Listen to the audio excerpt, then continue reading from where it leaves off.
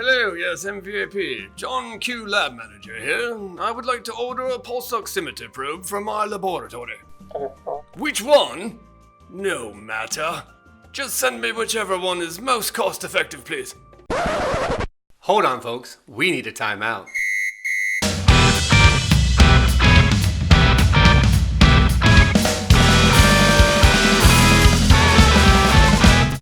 Hello everyone, this is Charlie with MVAP Tech Support. Today I wanted to talk to you a little bit about pulse oximetry. Let's face it, pulse oximetry is pretty important to a sleep study. It's kind of like the English subtitles in a fancy French film. Without it, you can watch for as long as you want, but at the end of the night, you'll have no idea what's going on. I'm pretty sure the most confusion comes with pulse oximeters because there's not a lot of options out there. Whatever your PSG system is equipped with is the oximeter that you need to buy. So what are the brands out there? Basically, there's three main brands. You're gonna have Nonit, Nellcore, and Massimo. Now, the first one, Nellcore, we'll talk about is probably the least common. You'll see that with the old Salmon SD32s. There's a 7-pin and a 9-pin. We'll get into the specifics of Nellcore in a different video, but just so you know, SD32, Nellcore, that's one of the brands out there. Next, you're gonna have Massimo.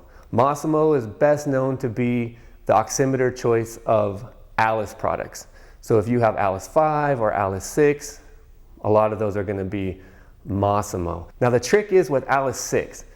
Some Alice 6 head boxes are equipped with Massimo, other ones are equipped with Nonit. You need to find this out before you go to order your oximeter. If you order a Nonit oximeter and you've got a Massimo patient cable, not going to work. Lastly is going to be Nonit. Nonit is pretty much the most common. It's on Compumedics, it's on some of the Embla systems. That's the most common. The next thing you want to look for in a pulse oximeter is going to be that it is a 2-part cable. A pulse oximeter probe will generally plug into a patient cable, which will then plug into your head box. Make sure when your oximeter stops working, you know whether it was the patient cable that's not working or if it's the probe itself that's not working. So try different probes and make sure that that patient cable is indeed working before you order another probe. The next thing we want to look at is the types of probes out there. All the manufacturers make a version of these main probes. The first one is a hard clip probe. Your finger will go in, clip on like that. They'll make them in an adult size and a pediatric size. The next one is what they call a soft tip or a rubber boot. You'll put your finger in like this. There's a little bit more comfortable for the patient, but it can slip around.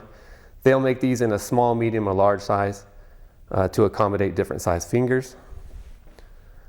Next, we have what they call a flex wrap probe. This will wrap around a finger, and then you use tape or a special adhesive to hold that on. And lastly, we have what we call a multi-site, or some people call it a Y sensor.